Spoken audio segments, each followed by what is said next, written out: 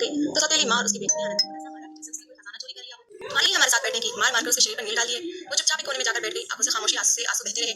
रात को सब सो गए तो आनंदी आसमान की तरफ देखकर बोली, पापा के होते हुए मैं अनाथ हो गई हूँ। तभी अगली सुबह दरवाजे पर पापा आ गए तो आनंदी ने एक बड़ा सा डंडा पकड़कर पापा को दिया और खाने की टेबल पर मेहमान बैठे तरह तरह के खाने खाने में व्यस्त थे। 8 साल की आनंदी दरवाजे के कोने पर खड़ी थी, ललचाई नजरों से टेबल पर रखे खाने को देख रही थी। सुबह से ही अनीता ने उसे खाने को एक और भी नहीं दिया था और सूखे थे, पेट में भूख के मारे बल पड़ रहे थे, आंखों में आंसू झिलमिला रहे थे। लेकिन इस नन्ही सी बच्ची पर किसी को दया नहीं आ रही थी। अपने सूखे होठों पर वो जुबान फिर कर रह गई थी। सामने से पकवानों की खुशबू आ रही थी, सब लोग खाना खाने में व्यस्त थे। किसी का ध्यान इस मासूम पर नहीं गया जो रो कर निढाल हो चुकी थी और अब तरसी हुई नजरों से खाने को देख रही थी। जब सबने खाना खा लिया तो अनीता ने बड़े कठोर स्वर में आनंदी से कहा कि चलो बर्तन उठाओ और रात को सारा किचन साफ सुथरा करके फिर सो जाना है। मेहमान खाने की टेबल से उठकर सोफे पर बैठ चुके थे। वो सब खाने की बड़ी तारीफ कर रहे थे। आनंदी टेबल पर रखे बचे हुए खाने को एक बर्तन में डालने लगी जिसमें कुछ कुछ पनीर के टुकड़े भी थे। बचे हुए चावल थे जो प्लेटों से निकालकर उसने प्लेट में इकट्ठे किए और टेबल से भी खाने के छोटे छोटे टुकड़े उसने प्लेट में इकट्ठे किए थे। सारे बर्तन उसने धोने के लिए सिंक में डाल दिए थे। लेकिन जब वो बचे हुए खाने के प्लेट लेकर बैठी तो डरते डरते पहले उसने किचन के दरवाजे की तरफ देखा। यही कहीं उसकी सुतली माँ अनीता उसे देख तो नहीं रही। जब विश्वास हो गया कि वो अपने मेहमानों के पास ही बैठी है तो वही झूठा खाना वो खाने लगी। बचे हुए चावल और पनीर वो अपने मुंह में डालने लगी। लेकिन अभी 2 मिनट ही हुए थे जब अनीता की बेटी रितिका वहां पर पहुंच गई। अनीता को ऐसे खाना खाते देखा तो उसका कान पकड़कर मरोड़ कर रख दिया। कहने लगी, कमीनी रुकी तू, मम्मी से पूछे बगैर खाना खाने वाली होती कौन है? फिर उसने अनीता को आवाज दी, मम्मी इधर आओ। फौरन से अनीता किचन में आ गई थी। कहने लगी, देखो इसको खाना खा रही है छुप छुप के। अनीता ने तो इसे सजा के तौर पर 2 दिन भूखा रहने के लिए कहा था। देख लिया मम्मी आपकी इतनी बात मानती है। ये देखकर अनीता की आंखों में खून उतर आया था। उसने जोरदार थप्पड़ आनंदी के मुंह पर मारा, बचे हुए खाने की प्लेट पकड़ी और अपनी बेटी को कहने लगी, जा बाहर जाकर कुत्ते को डाल दे। हालांकि आनंदी का कोई कसूर नहीं था। बर्तन धोते हुए उसके हाथ से अनीता के सिर का जट टूट गया था जिस पर अनीता ने उसे बहुत मारा था और 2 दिन के लिए उसका खाना बंद कर दिया था। भूख के कारण तो वो वैसे भी निढाल हो रही थी और अब उसका दिल चाह रहा था कि अनीता उसको गलत दबाकर उसे जान से मार डाले। ऐसी जिंदगी से तो मौत अच्छी थी जहां प्रतिदिन उसे अत्याचार सहने पड़ते थे। जब से उसके बाप ने दूसरी शादी की थी उसकी जिंदगी नरक बनकर रह गई थी। पता नहीं अनीता उसे किस बात का बदला ले रही थी। आनंदी का पिता अशोक तो जैसे आनंदी की तरफ से बिल्कुल लापरवाह हो गया था। उसे तो बस अनीता की सुंदरता ने जकड़ लिया था कि उसने उसकी बेटी को भी स्वीकार कर लिया और अपनी बेटी की इच्छाओं को खत्म कर दिया।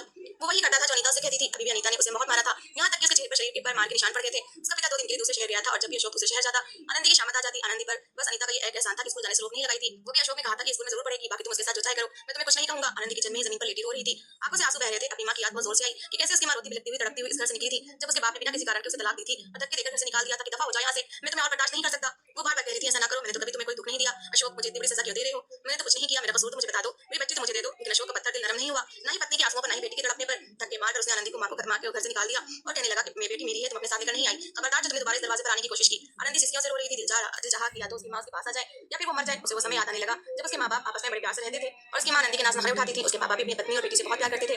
लेकिन मुसीबत उस समय आई जब अनीता उनके घर पर आ गई। 1 साल पहले की बात थी जब अनीता पुराने और जगह जगह फटे कपड़ों में अपनी बेटी के साथ उसकी मां से घर का काम मांगने आई थी। जमीन पर दोनों बैठे थे, कह रहे थे, भगवान की मैम साहब हमें किसी काम पर रख लो। 2 दिन से हमने कुछ नहीं खाया, मेरी बच्ची पेट में एक टुकड़ा भी रोटी का नहीं गया। और आनंदी की मां शीतल ने फौरन से ताजी रोटी सब्जी दोनों मां बेटी को दी कि पहले खाना खाओ फिर बात कर लेते हैं। दोनों ने पेट भर कर खाया था और शीतल को दुआएं देने लगी। शीतल ने अनीता और उसकी बेटी को काम पर रख लिया। अशोक ने मना भी किया था, कहने लगा घर का इतना काम नहीं होता कि तुम नौकरानी रखो। लेकिन शीतल कहने लगी, एक मजबूर और बेसहारा औरत है, पति का देहांत हो गया है, मां बेटी है इसलिए मैंने रख लिया। शीतल का व्यवहार अनीता और उसकी बेटी के साथ बहुत अच्छा था। उनका बहुत ख्याल रखती थी। आए दिन अनीता की मजबूरियां रोने शुरू हो गए। कहने लगी, मैम साहब मुझे तो मकान मालिक कह रहा है कि किराया नहीं दिया तो घर खाली कर दो, 1 कमरे का मकान का आसरा है, मुझे लगता है कि वो भी छूट जाएगा। ये सुनकर शीतल ने कहा कि मेरे घर में एक स्टोर रूम है, चाहो तो तुम वहां रह लो। फिर अनीता तो जैसे इसी इंतजार में थी, कहने लगी, आपको भगवान बहुत देगा, आप एक बेसहारा औरत को सहारा दे रही हो। अगले दिन अपने सामान का फटा पुराना बैग लेकर अनीता और उसकी बेटी स्टोर रूम में शिफ्ट हो गए थे। शीतल ने अशोक से भी नहीं पूछा। जब अशोक ने रात को दरवाजे पर दस्तक दी, दरवाजा शीतल के बजाय अनीता ने खोला था और एक अजनबी औरत को घर में देखकर अशोक कुछ घबराया था। वो फौरन से पीछे हट गया। कहने लगा, आप कौन? कहने लगी, मैं इस घर की नई नौकर। आइए साहब जी अंदर आइए। खुद वो पीछे हट गई, काफी खूबसूरत और बहुत सुंदर। उस पर आंखों पर काले रंग का काजल लगा रखा था। ये कहकर अशोक मुस्कुराते हुए दोबारा स्टोर रूम में चली गई। जब अशोक अंदर आया तो शीतल को किचन में व्यस्त देखकर कहने लगा, ये औरत कौन है और तुमने किसे पूछकर इसे घर में रखा है? शीतल कहने लगी, बेसहारा औरत थी, उसका मकान मालिक उसे धक्के देकर घर से निकाल चुका था। अब मैं क्या करती, क्या उसे सहारा भी ना देती? पता नहीं भगवान को हमारा कौन सा काम पसंद आ जाए। वैसे भी स्टोर रूम में तो रहती है, किसी को कुछ कहती थोड़ी है। आप हाथ मुंह धोए, मैं खाना लगा देती हूँ। अशोक कहने लगा, आनंदी कहाँ है? शीतल कहने लगी, कार्टून देख रही होगी। अशोक लाउंज में आ गया, आनंदी से प्यार करने लगा, उसके स्कूल के बारे में पूछने लगा कि पढ़ाई कैसी जा रही है। धीरे धीरे अनीता हर काम में दखल देने लगी थी। कभी कहते, लाई साहब जी मेरे के लिए मैं नाश्ता बना देती हूँ, आप आराम करें, आपने हम पर इतना बड़ा एहसान किया मैम साहब, मैं आपसे घर के काम कोई पैसे नहीं लूंगी, हम बेटी का खर्चा ही क्या है, बस 2 समय की रोटी ही तो है। जैसे शीतल आटा गूंदने लगी, फौरन से अनीता उसके पास आ गई और आटा गूंदने लगी। कहने लगी, बस आप आराम करें। शीतल कहने लगी, फिर भी अच्छा नहीं लगता, मैंने तुम्हें सिर्फ साफ सफाई के लिए रखा है, लेकिन तुम उसके अलावा भी बहुत सारे काम कर देती हो। कहने लगी, वो तो हमारा कर्तव्य है। एक बार अनीता उसकी बेटी कपड़े धो रही थी जब अशोक की जेब से 500 के कई नोट निकले। अनीता की बेटी कहने लगी, मम्मी ये पैसे रख लो, हमारे काम आएंगे। अनीता कहने लगी, नहीं नहीं अभी नहीं, मेरी तो बहुत ऊंची नजर है। फिर उसने वो पैसे लाकर अशोक के सामने रख दिए थे। कहने लगी, साहब जी आपके कपड़ों से पैसे निकले हैं। अशोक के देखकर हैरान हुआ, लगभग 5-6 हजार थे। उसने वो पैसे अनीता से पकड़ लिए। अनीता उसे देखकर मुस्कुराने लगी। अशोक ने खुश होकर 500 से पकड़ा दिए। वो कहने लगी, नहीं नहीं साहब जी, बस आप लोगों का एहसान है कि हमें घर में सच छुपाने की जगह दे दी, वरना मैं और मेरी बेसहारा बेटी को कौन सहारा देता। ये कहकर वो चली गई। अशोक के कपड़े शीतल ही इस्त्री करती थी, लेकिन अनीता ने उससे इस्त्री पकड़ ली। कहने लगी, साहब जी के कपड़े मैं इस्त्री कर देती हूँ, आप कुछ मत किया करें। बार बार वो इस बात का एहसान जताती रहती कि आपने मेरे रहने की जगह दी है, इसलिए सारे काम मैं करूंगी। करने के बाद वो अशोक के कमरे में कपड़े रखने चली गई। कमरे को देखकर तो वो आहें भरने लगी थी। एसी लगा हुआ था, कमरा बहुत ठंडा था, नीचे भी काफी कीमती और महंगा कालीन बिछा हुआ था। ये सब कुछ देखकर उसने आईने के सामने अपने आप को देखा। कहने लगी, ये सुंदरता भी तेरी किस काम की, सिर्फ भाग्य की बात है। शीतल की किस्मत उसकी शक्ल से ज्यादा अच्छी निकली। कैसा हैंडसम पति मिला है, इस पर इतना पैसा, इतनी अय्याशी और एक मैं, मुझे देखकर तो लोग नजर पलटना भूल जाते थे। लेकिन एक नशेड़ी से शादी हो गई जो कुछ साल में ही मर गया। उसने हसरत भरी नजरों से कमरे में को देखा, तभी अचानक से वॉशरूम का दरवाजा खुला। अशोक बाल साफ करते हुए बाहर आया था। उसने अपना ट्राउजर शर्ट पहना हुआ था जो ऑफिस जाते समय पहनता था। सामने अनीता को देखकर कुछ घबराया था। अनीता ने फौरन से दुपट्टा लिया और माफी मांगते हुए कमरे से बाहर चली गई। लेकिन धीरे धीरे वो अशोक पर अपनी सुंदरता का जादू चलाने लगी थी, क्योंकि उसकी नजर इस बड़े से घर पर थी, अशोक की दौलत पर थी। तुम यहाँ क्या करने आई हो? पहली बार तो अशोक को इस बात पर बड़ा गुस्सा आया। उसने चिल्लाकर शीतल को बुलाया। जैसे ही शीतल कमरे में गई तो कहने लगा, मेरे कमरे में नौकरानी का क्या काम है? वो इस कमरे में क्या कर रही है? शीतल परेशान हो गई। कहने लगी, वो आपके कपड़े इस्त्री करके कमरे में रखनी आई थी। अशोक शीतल पर चिल्ला उठा, कहने लगा, ये तुम्हारा काम है, किसी नौकरानी का काम नहीं। अपने कमरे तक किसी औरत को मत आने दो, समझी? मेरे काम तुम क्या करो, वो कौन होती है मेरे काम करने वाली? अनीता ने जब अशोक के मुंह से अपने लिए जहर सुना तो तभी सोच चुकी थी कि इसे अपने जाल में जरूर फंसाएगी, क्योंकि शीतल बहुत सीधी सादी सी औरत थी। अनीता की चालाकियां नहीं समझती थी। जैसे ही अशोक गुस्से से ऑफिस गया, शीतल आंसू साफ करते हुए कमरे से बाहर आई। अशोक ने पहली बार उसे इतना डांटा था। देखा जाए तो बात ठीक बात पर ही डांटा था। अनीता कहने लगी, माफ कर दे मैम साहब, मेरी वजह से आपको डांट पड़ गई। वो कहने लगी, नहीं तुम्हारा क्या कसूर है, तुमने तो मेरा एहसास ही किया।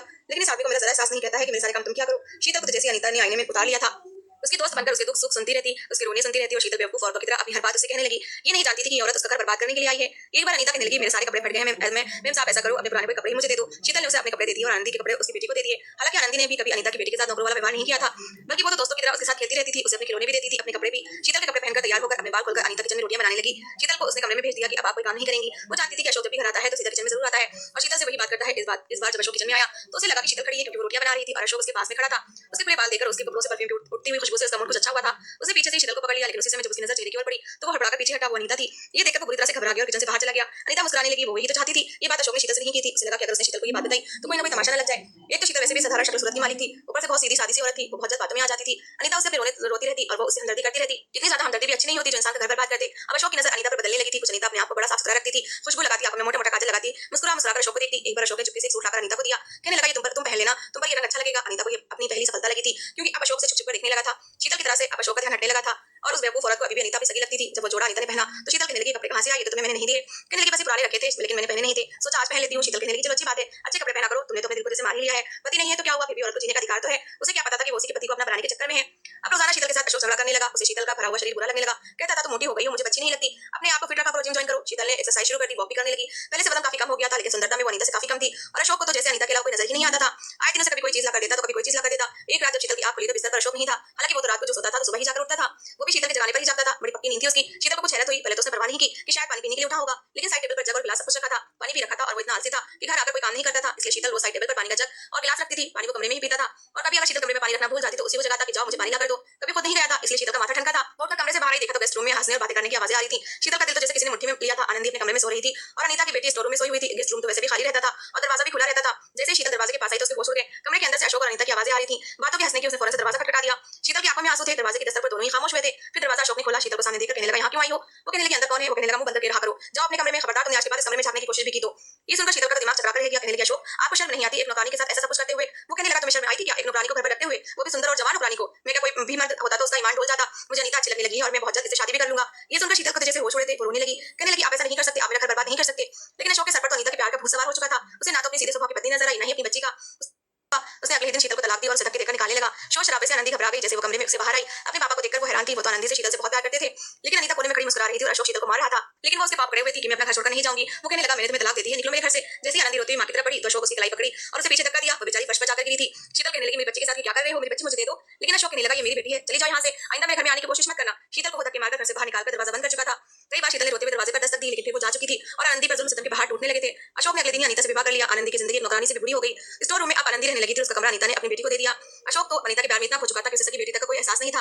कहता था कि तुम चाहे जो मर्जी करो, मुझे कोई आपत्ति नहीं। अपने बाप का पत्थर दिल देखकर आनंदी खून के आंसू बहाती थी। एक बार शीतल का फोन आया। इत्तेफाक था कि वो फोन आनंदी ने उठाया। पूरे 3 महीने बाद अपनी मां की आवाज सुनकर वो रोने लगी। मम्मी मम्मी कहने लगी, आप कहां हैं? भगवान के लिए मम्मी मुझे यहाँ से आकर ले जाए। अनीता आंटी बहुत बुरी औरत है, मुझे बहुत मारती हैं। ये सुनकर शीतल का दिल तड़प उठा। कहने लगी, मैं तुम्हें कैसे ले जाऊं? मैं तो खुद भाइयों की चौखट पर आकर बैठ रही हूं, वो तो मुझे सहन नहीं करते, तुम्हें कैसे बर्दाश्त करेंगे? तुम्हारी जिंदगी यहाँ या वहाँ एक जैसी ही रहेगी। अच्छा है कि अपने बाप के घर पर रहो, शायद उसे कभी दया आ जाए। यहाँ किसी को दया नहीं आएगी। मेरी जिंदगी बर्बाद कर दी अनीता की बच्ची ने, भगवान करे ये भी बर्बाद हो जाए। शीतल रोते हुए उसे बदवाएं दे रही थी। अचानक से आनंदी के हाथ से फोन पकड़कर अनीता ने अपने कान से लगाया। शीतल उसी को बुरा भला कह रही थी। जब अनीता ने कहर भरी नजरों से आनंदी को देखा, फिर शीतल से कहने लगा, आज के बाद मेरे घर फोन किया तो तुम्हारा मुंह तोड़ दूंगी। ये कहकर उसने फोन की तार खींचकर उतारी थी और फोन उठाकर जमीन पर बुरी तरह से पटक दिया। कहने लगी, लो मैंने ये रास्ता भी खत्म कर दिया, तुम अपनी मां को चुपके से फोन करके मेरे बारे में बताती हो। खैर जाओ मैं तुम्हें बताती हूँ। ये कहकर उसने सबसे पहले आनंदी का कान मरोड़ा और फिर उसे फर्श पर धक्का दिया। फिर अपने पैर से उसके पैर पर जोर जोर से ठोकर मारी। उसके हाथ पर अपना पावर पे मसल दिया। वो चिल्लाने लगी, रोने लगी, लेकिन इस पत्थर की औरत को जरा भी दया नहीं आई थी। वो बेचारी रोती रही, तड़पती रही। फिर अनीता ने आनंदी को घर के कामकाज पर लगा दिया। कहने लगी, बड़ा शौक था तुम्हें मेरी बेटी पर हुक्म चलाने का, जाओ पानी लेकर आओ, जाओ मेरे लिए चाय बना कर लाओ, अब उसके सारे काम तुम करोगी। आनंदी कहने लगी, मैंने तो कभी अपनी बेटी के साथ ऐसा व्यवहार नहीं किया था। लेकिन अनीता को पता नहीं आनंदी से क्या नफरत थी। उसका बस नहीं चलता था कि हर समय उसे तड़पाती रहे। वो उसे बर्तन धोने का कहने लगी। बड़ी अमीर अमीर औरतों से उसने दोस्ती भी कर रखी थी। कभी उनके घर अपनी बेटी के साथ दावत खाने चली जाती तो कभी उन्हें अपने घर पर दावत पर बुला लेती। प्याज सब्जी हर चीज वो आनंदी से ही कटवाती थी। वो सिर्फ खाना बनाती थी और अब भी उसने दावत की थी। आनंदी से कहने लगी, सारे बर्तन धो। उसे बर्तन धोए तो उसे एक जब टूट गया, जिस पर अनीता ने उसे बहुत मारा और कहा कि 2 दिन खाना नहीं मिलेगा। और अभी मेहमानों के जाने के बाद वो तो उनका छोटा खाना ही खाने लगी थी, लेकिन अनीता ने वो कुत्ते के सामने डाल दिया मगर आनंदी को नहीं दिया।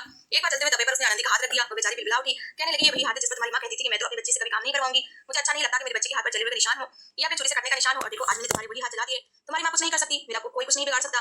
2 दिन बाद जब उसका बाप वापस आया तो उसने दरवाजा खोला और एक मोटा डंडा अपने बाप के हाथ में दिया। कहने लगी पापा ऐसा करो, मेरी जान ले लो, मुझे मार डालो, मैं मरना चाहती हूँ। उस बार तो जैसे पागलपन का दौरा सा पड़ गया था, वो चिल्ला चिल्ला कर कह रही थी। पहली बार अशोक को जैसे होश आया था। बेटी के चेहरे पर नील के निशान थे, होठ के पास लगा हुआ खून सूख चुका था और हाथ जले हुए थे। ये देखकर वो तड़प उठा। अनीता आकर कहने लगी ड्रामा कर रही है, इसे आदत है ड्रामा करने की। लेकिन एक जोरदार थप्पड़ अनीता के मुंह पर पड़ा था। वो कहने लगा ये ड्रामा है, मेरी बच्ची के हाथ जला दिए तुमने। जब तक अशोक की आंखें खुली थी तब तक आनंदी का बुरा हाल कर चुकी थी। उस बेचारी की रंगत पीली पड़ गई थी। अभी वो अनीता को गुस्से से देख रहा था कि अनीता रोते हुए अपने कमरे में चली गई। अशोक ने आनंदी को अपने साथ लगाया, वो फूट फूट कर रो रही थी। फिर जो बात उसने अशोक को बताई, अशोक के होश उड़ कर रह गए।